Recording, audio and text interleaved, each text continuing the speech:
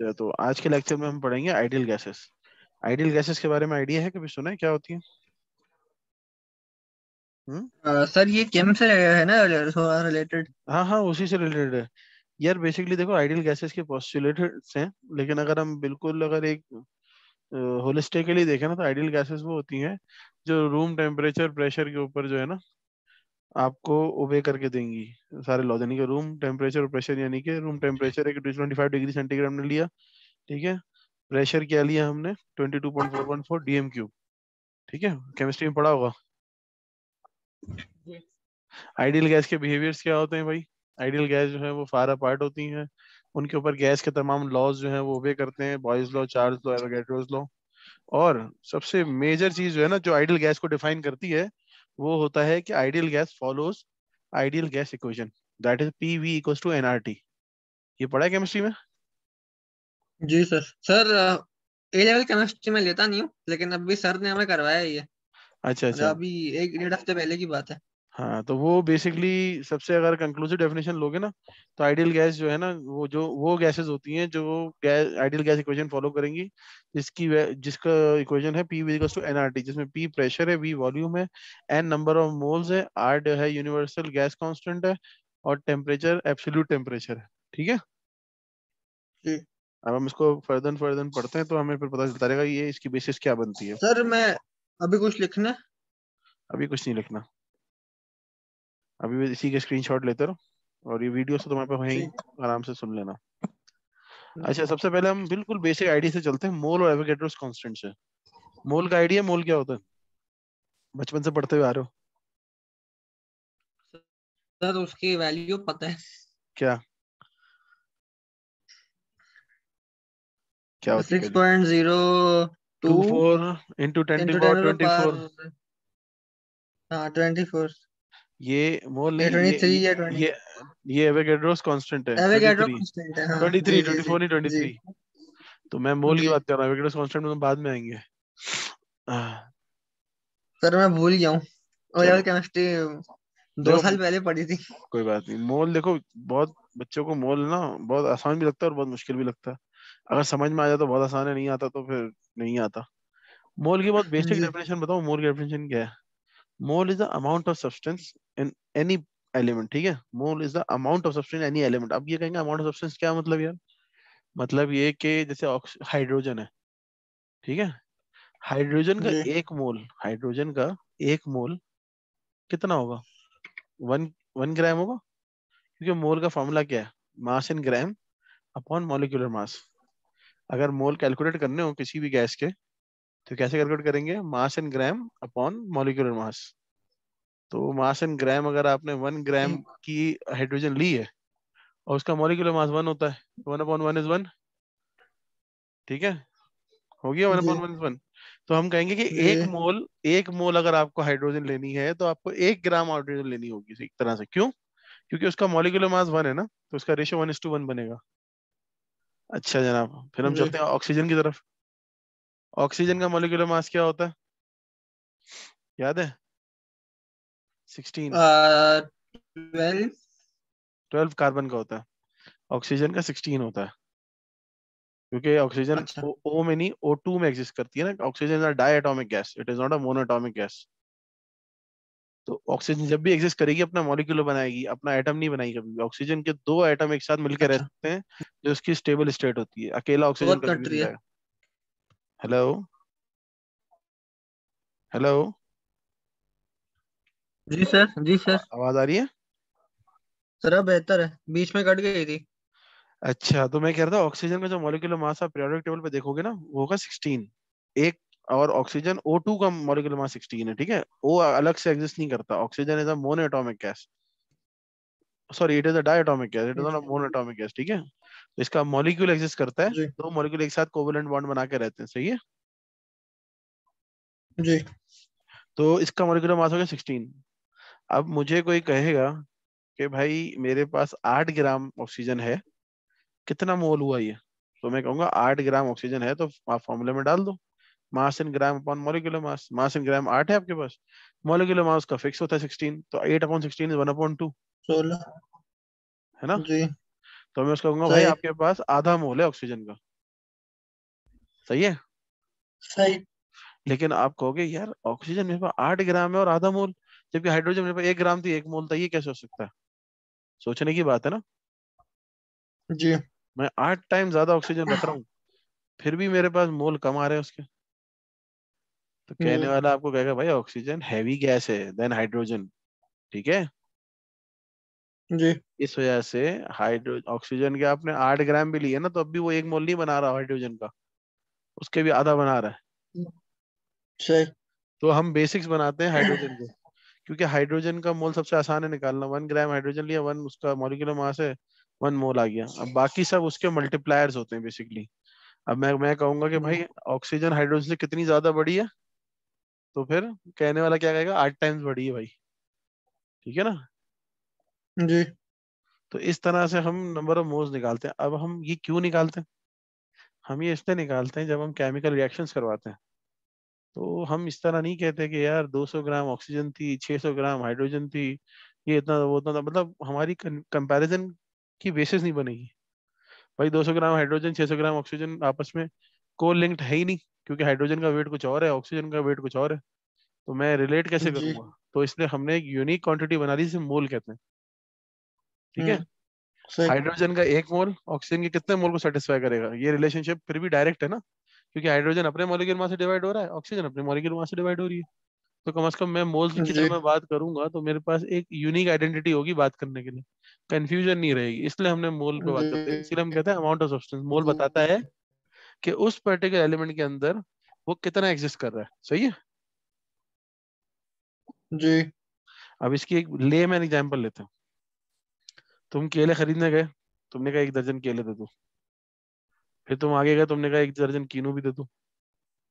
लेकिन दोनों को अगर वेट करो तो 1 दर्जन कीनू का मास और 1 दर्जन केले का मास बराबर नहीं होगा, कभी भी नहीं होगा ना। जी। लेकिन है तो दोनों एक एक नहीं। दर्जन, है ना।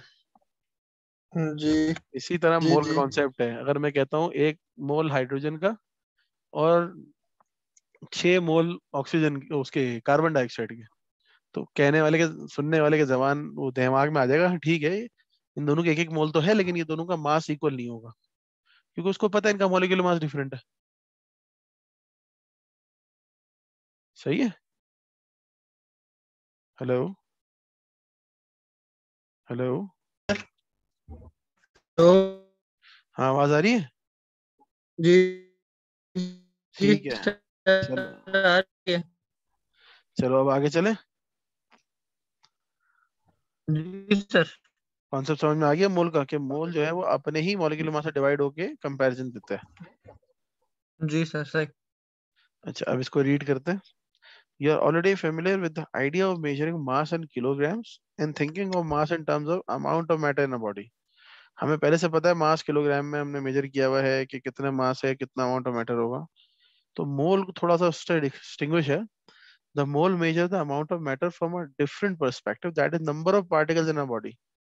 अब देखो यहाँ पे क्या होगा, यहाँ मोल के अंदर क्या है, आपका नंबर ऑफ पार्टिकल्स पे बात हो रही है। अब जैसे 1 मोल हाइड्रोजन के अंदर हाइड्रोजन के जितने पार्टिकल होंगे उतने क्या 1 मोल कार्बन डाइऑक्साइड में होंगे नहीं होंगे, ये मोल बताएगा हमें, ठीक है। जी सर। अच्छा जनाब आगे चलते हैं। The amount of matter in base quantity and the mole consequently is a base unit. The abbreviation for mole is mol. The number of atoms in 12 gram of carbon dioxide are 6.02 into 10 to the power 25 23 number of particles.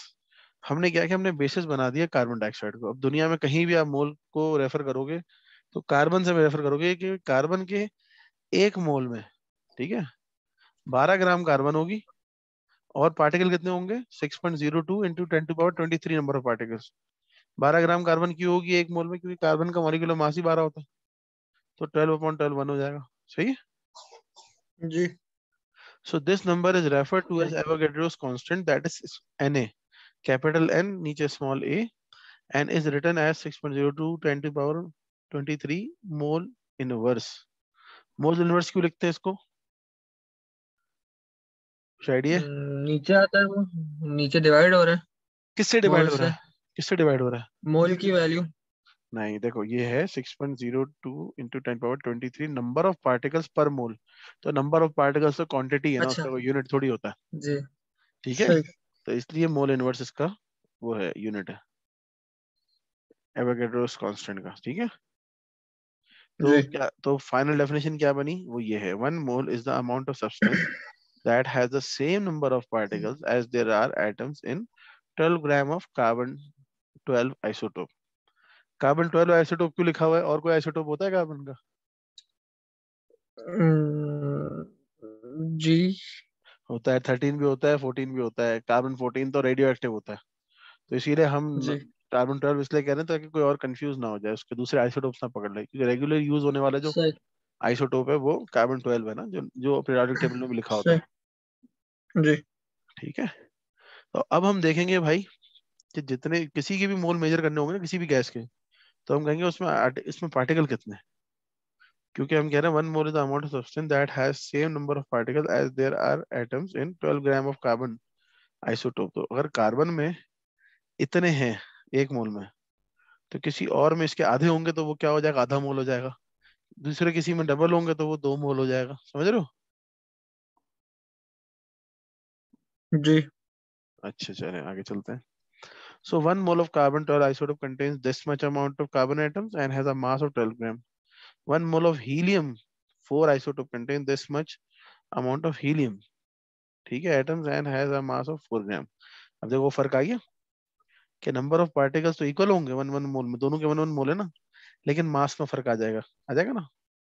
जो मैंने शुरू में कहा था कि जी। भाई केले का मास और कीनू का मास बराबर नहीं होगा, हालांकि दोनों एक एक दर्जन होंगे, नंबर ऑफ पार्टिकल्स दोनों में सेम है। 1 मोल को हमने रिलेट कर जी। लिया इतने पार्टिकल से, कि अगर जी। हाइड्रोजन 1 मोल है तो हाइड्रोजन के अंदर हाइड्रोजन के जो आइटम्स है ना वो इतने होंगे, Na के बराबर होंगे। और अगर ऑक्सीजन 1 मोल है तो ऑक्सीजन के जी। अंदर ऑक्सीजन के मॉलिक्यूल्स जो जी। है ना वो Na के बराबर होंगे। लेकिन उन दोनों का जब मैं मास कंपेयर करूंगा तो दोनों के मासेस इक्वल कभी भी नहीं होंगे, क्योंकि हमने क्वांटिटी इक्वल करवा दी है, जी। मासेस इक्वल नहीं करवाए। सही है, सही। वो इसीलिए करवाए। देखो रिएक्शन जब हम करते हैं तो हम क्या कहते हैं, 1 mole of carbon dioxide is reacted with 2 moles of oxygen to form a carbon dioxide, right. जी। यानी कि कहने का मतलब ये है कि भाई 6.02 into 10^23 number of particles of carbon dioxide, यानी कि 1 Na of carbon dioxide reacted with 2 times Na of oxygen to form 1 times Na of carbon dioxide। Carbon dioxide का 1 मोल बनेगा। सही। तो इसलिए इसलिए हमें पार्टिकल्स की क्वांटिटी पूरी करनी थी, तो हमने क्वांटिटी पूरी करने के लिए एवोगैड्रो नंबर ले आए और उसको 1 मोल से रिलेट कर लिया। अब ग्राम चेंज होते रहेंगे, ये दोनों चीजें चेंज नहीं होंगी, ना 1 मोल की वैल्यू चेंज होगी ना उसके पार्टिकल चेंज होंगे। हाँ, उनके मासेस चेंज हो जाएंगे, वो तो होने ज्यादा जाहिर सी बात है। अगर वो भी जी। चेंज नहीं होंगे तो दोनों गैसेस सेम नहीं हो जाएंगी। जी। बिल्कुल, ये केले और कीनू वाला एग्जांपल दिमाग में रखो, तुम्हारे को हमेशा याद रहेगा। ठीक है, जी। कोई कंफ्यूजन है तो बताओ। नहीं नहीं पक्का? सर, ये तो बेसिक है ना बिल्कुल। तो ये बता दो बेसिक, मुझे फिर दोबारा से एक्सप्लेन कर दो। नहीं नहीं, हाँ, मैं पूछ रहा हूँ। हाँ, ये बेसिक है, लेकिन मेरे भाई ये A2 तक ये बेसिक नहीं समझ में आती बच्चों को, इसलिए वो सवाल नहीं कर पाते। ये बेसिक पता होना बहुत जी। जरूरी है। जी। ठीक है, जी। तो कह रहा है many gases are found not a single atoms but a diatomic molecule, जो मैंने तुम्हें भी बताया था ऑक्सीजन के बारे में, हाइड्रोजन के बारे में। So for example, two hydrogen atom form H2 molecules. So 1 mole of hydrogen contains 6.02 in 10^23 hydrogen H2 molecules or 1204। क्यों?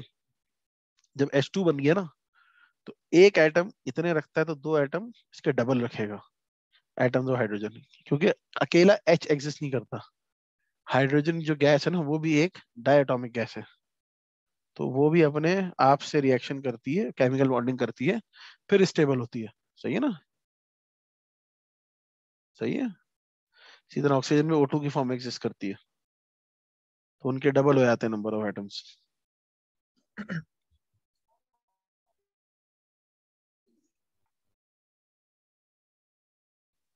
हेलो। जी सर। यार ये थोड़ा सा नेट या ना डिस्टर्ब चल रहा है ना, मैं थोड़ा ऊपर जी सर। हाइट हाइट पे हूँ। आ- आपको आ रही है मेरी? हाँ, मुझे भी तुम्हारी आवाज आ रही है। देखो अभी स्क्रीन दिख रही है।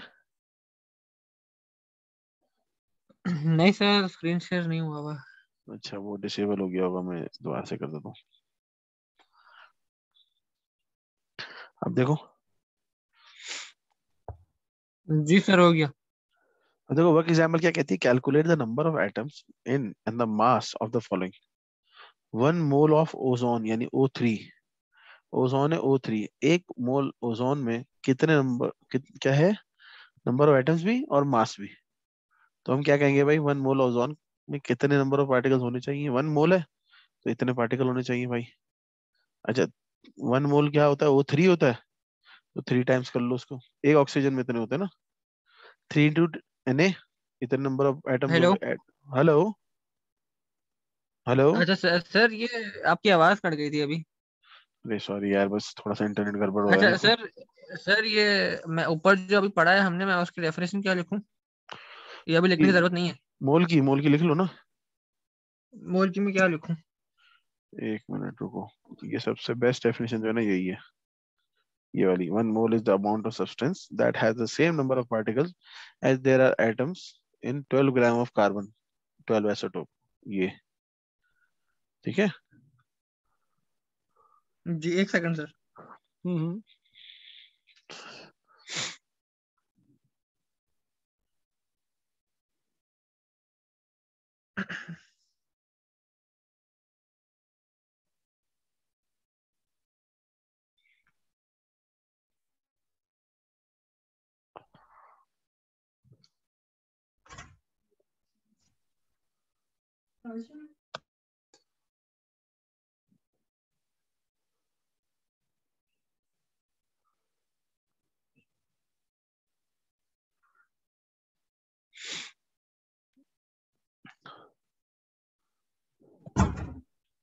सर ये पूरा बोलो। लिखूं, as there are atoms and 12 grams of हाँ हाँ, कार्बन पूरा 12 पूरा आइसोटोप, पूरा ये भी लिखूं? पूरा पूरा पूरा।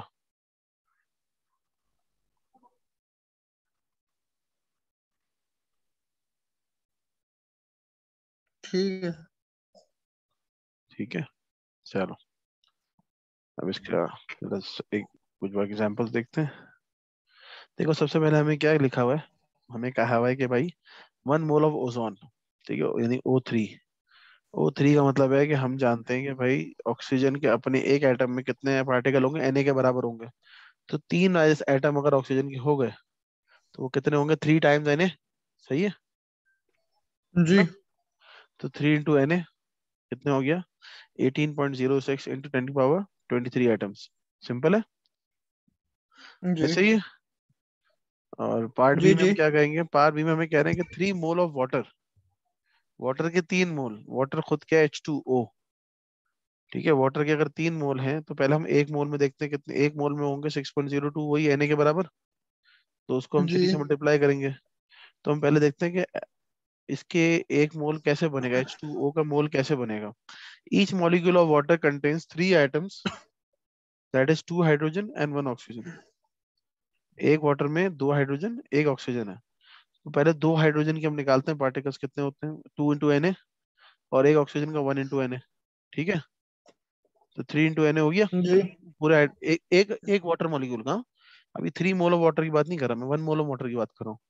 क्योंकि 1 मोल ऑफ वाटर में होंगे कितने, 2 हाइड्रोजन, एक ऑक्सीजन। 2 हाइड्रोजन के कितने होगा, 2 Na। एक ऑक्सीजन का कितना हो गया, 1 Na। तो टोटल हाइड्रोजन H2O मिला के कितना हो गया, 3 Na, है ना। जी। टोटल टोटल H2O मिला के 3 Na हो गया। जी। जी। अब मैं 3 Na को 3 मोल से मतलब, 1 mole of H2O contains 3 Na, तो 3 mole of H2O will contains 9 Na, है ना।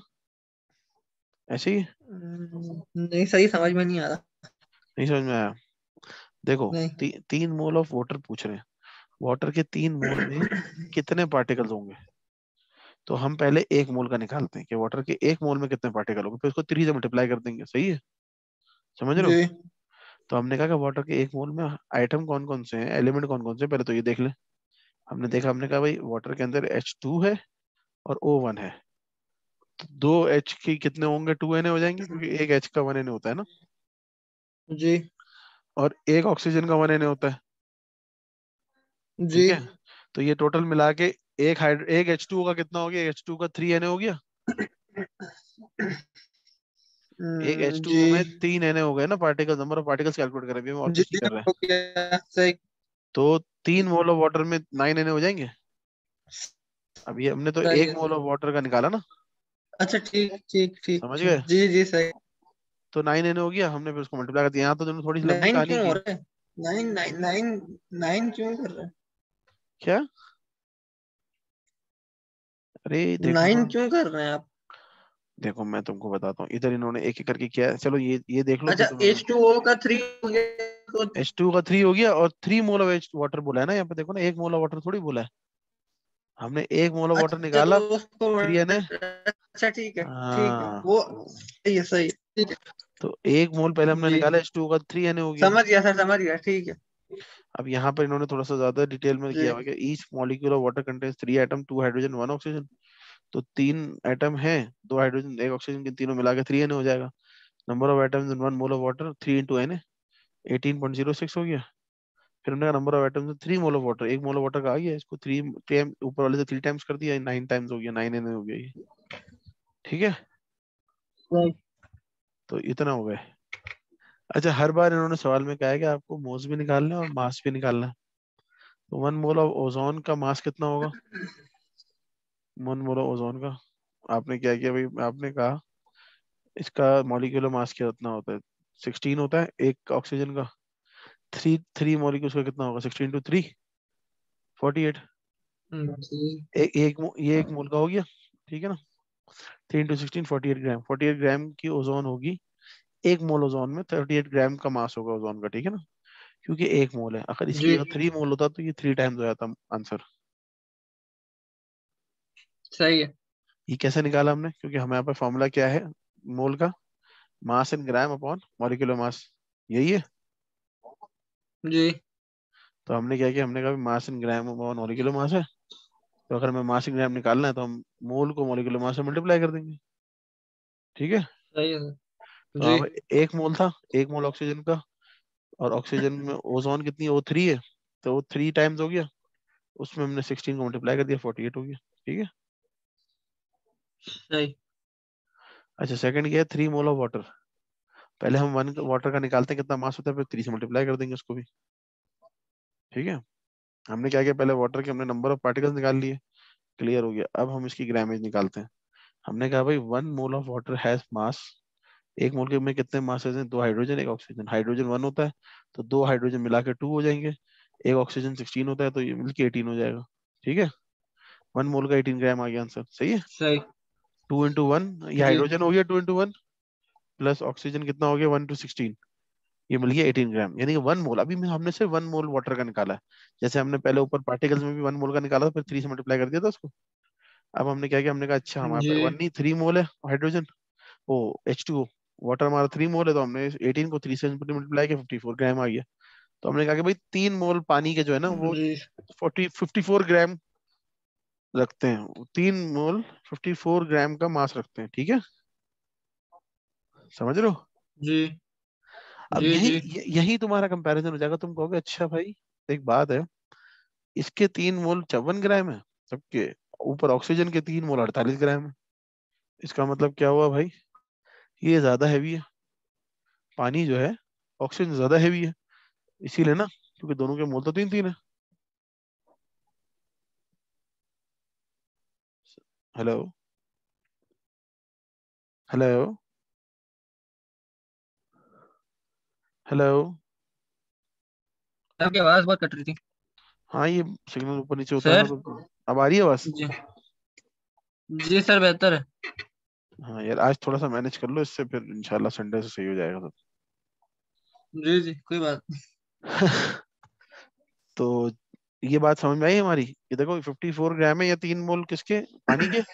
और यहाँ 3 मोल किसके हैं? ऑक्सीजन के हैं, ये 48 ग्राम है। तो आपको देखने से लग रहा है कि भाई दोनों के मोल तो इक्वल हैं, लेकिन मासेस में फर्क है। इसका मतलब पानी इज वाटर जी is sir. More heavier than what, than oxygen. ठीक है ना? ऑब्वियस सर सी बात जी है, होगा भी, क्योंकि उसके अंदर हाइड्रोजन नहीं है ऑक्सीजन के साथ ऊपर। यहाँ पानी में ऑक्सीजन हाइड्रोजन भी आ गई, तो हैवियर तो होगा, उसका अपना भी तो मास आएगा हाइड्रोजन का। सही है, जी सही। ठीक है भाई, क्लियर है। जी सर। अच्छा, ये वाला क्वेश्चन का स्क्रीनशॉट ले लो, क्वेश्चन नंबर 2 जो है ना, ये यहाँ पे जो दिख रहा है, इसको तुम खुद से सॉल्व करना। क्वेश्चन 2 का। एक सेकंड। या लिख लो, लिखना है तो लिख ही लो, 2 लाइन ही है।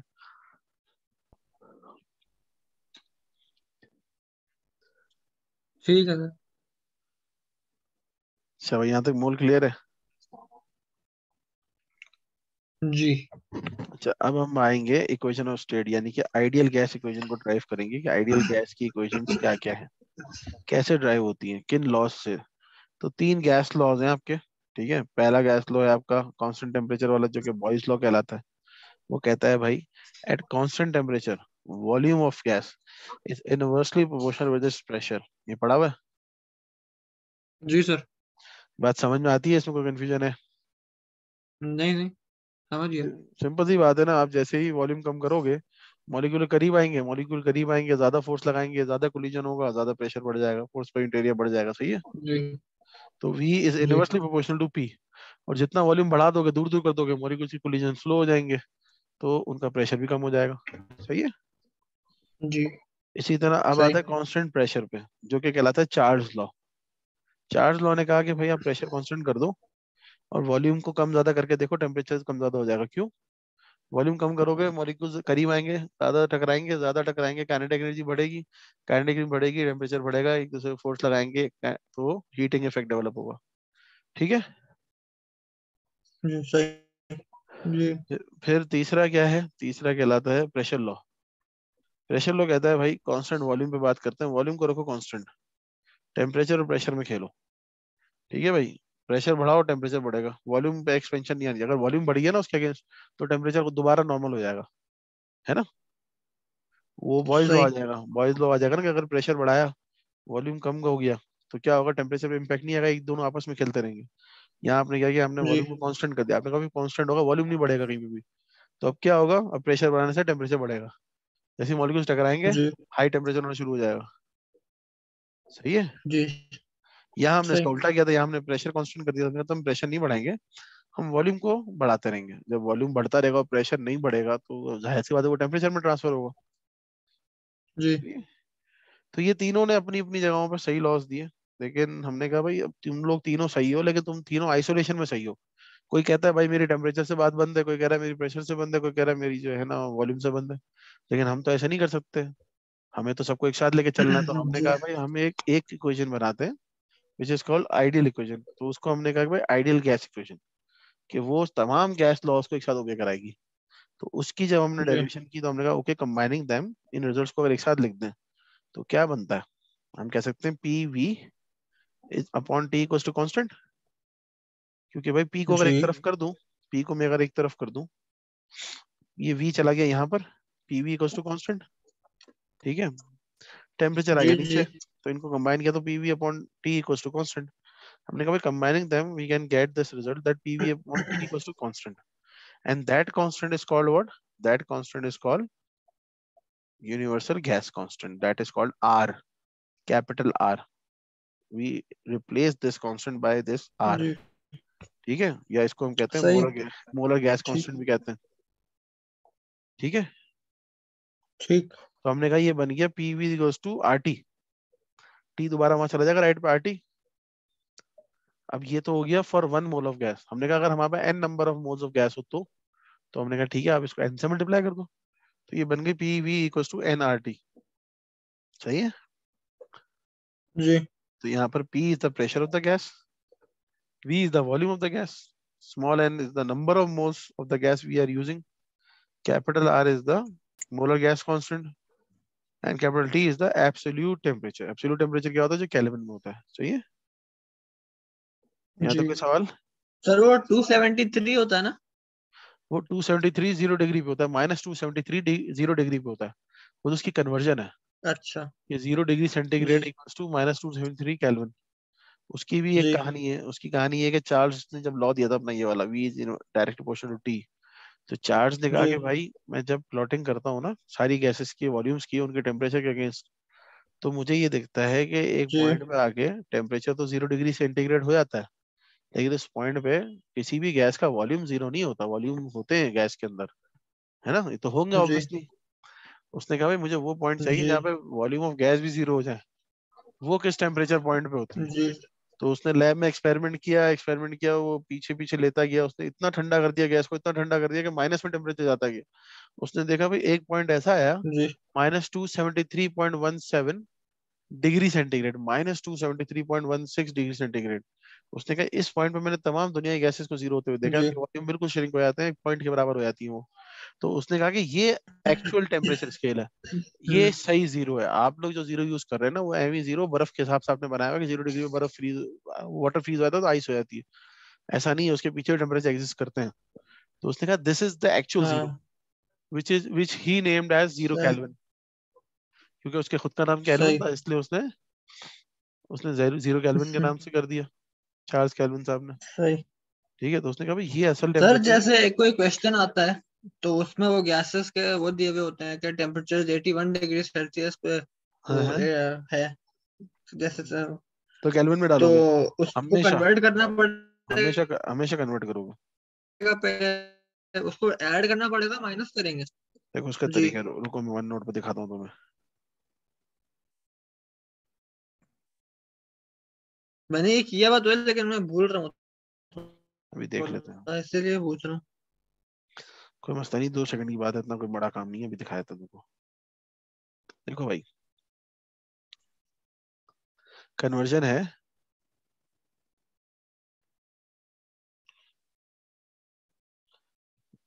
ये ओके नहीं है, ये जीरो कैल्विन है।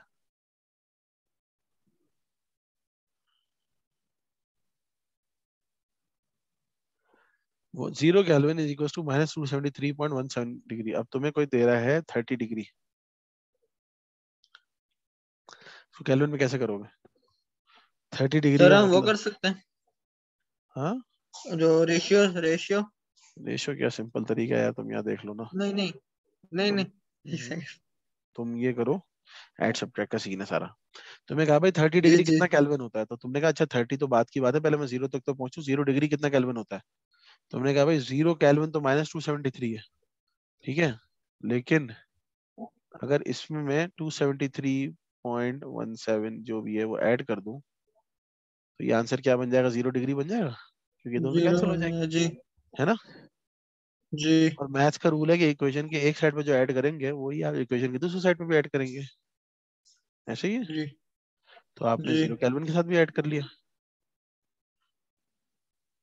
इसको 0.17 को इग्नोर करते हैं, सिर्फ इसको लेते हैं, ठीक है ना, हमेशा अब जी राउंड ऑफ। तो आपने जब दोनों साइड पे ऐड किया तो आपको कन्वर्जन मिल गई कि 273 kelvin is equal to 0 degree centigrade. ये दोनों चीज आपको याद होनी चाहिए, पहली वाली और ये लास्ट वाली, कि 0 kelvin equal to -273 degree and 273 degree equal to 0 centigrade. सही है। जी अब मुझसे किसी ने 30 डिग्री का मांगा तो मैंने दोनों साइड पे 30 ऐड कर दूंगा, है कि नहीं। जी जी जी।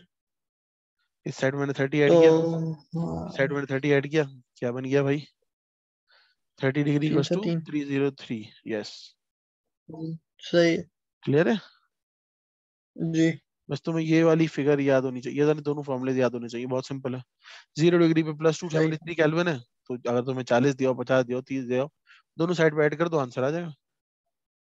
सही है। ये जीरो में ऐड होगा वो बन जाएगा, ये -273 बन के ऐड हो जाएगा, ठीक है, क्लियर है। सही। जी सर। लेकिन कन्वर्जन हमेशा करनी है, एब्सोल्यूट टेम्परेचर यूज होगा इसमें, यूनिवर्सल क्या कहते हैं, आइडियल गैस इक्वेशन में। आइडियल गैस इक्वेशन में कभी सही। भी डिग्री ऑफ फ़ारेनहाइट यूज नहीं होगा, सही है। जी So where n is the number of moles of gas, r is the molar gas constant, this equation known as equation of state or for an ideal gas। इसकी value कितनी होती है capital R की, 8.31 joule पर kelvin, सही है। 8.314 जी होती है वैसे, इधर 31 दिया हुआ तो आप 31 भी ले सकते हो। 8.31 या 8.314 जूल पर केल्विन जो है वो कैपिटल आर की वैल्यू, जो कि मोलर गैस कांस्टेंट कहलाता है। मोलर गैस कांस्टेंट क्यों, गैस कांस्टेंट इसलिए क्योंकि गैस इक्वेशन का पार्ट है, और मोलर इसलिए क्योंकि इसमें number of moles of gas हमने इंक्लूड किए हुए हैं, सही है। जी। तो इसका यूनिट दिया होता है फॉर्मूला शीट में वैसे पेपर के अंदर, लेकिन आपको सवाल सॉल्व करने के लिए इसको रखना पड़ेगा सामने। 8.314 जूल पर केल्विन, ठीक है। ठीक है जूल सर। जूल पर केल्विन क्यों, क्योंकि अगर इसको ड्राइव करते हो आर को, एन वहां जाता है लेफ्ट साइड पे नीचे, टी भी जाता है नीचे, ठीक है। जब आप इसको ड्राइव करोगे ना, एक बड़ी डेरिवेशन है इसकी, इसका आंसर आएगा जूल पर केल्विन। जी सही। अच्छा भाई, तो ideal gas would follow this equation at all temperature and pressures. Real gases such as hydrogen, helium, and oxygen follow the equation at room temperature and pressure. However, if the temperature is greatly decreased or the pressure is very high, they no longer behave in this way. क्यों? क्योंकि उस point पे कोई भी gas अपना ideal behaviour loose कर जाएगी जब आपने रूम टेम्परेचर प्रेशर से उसको हटा दिया तो। ठीक है, जी तो कह रहे हैं आइडियल गैस जो है वो इसको फॉलो करती है कब, कहाँ पर? रूम टेम्परेचर और प्रेशर के ऊपर। आइडियल गैस तो हर हर पॉइंट पे करती है, लेकिन रियल गैसेस जो है, जो हाइड्रोजन, हीलियम, ऑक्सीजन, जो हम आम दिनों में देख रहे हैं, वो क्या करेंगे? वो सिर्फ रूम टेम्परेचर यानी कि आरटीपी कहलाता है, रूम टेम्परेचर एंड प्रेशर।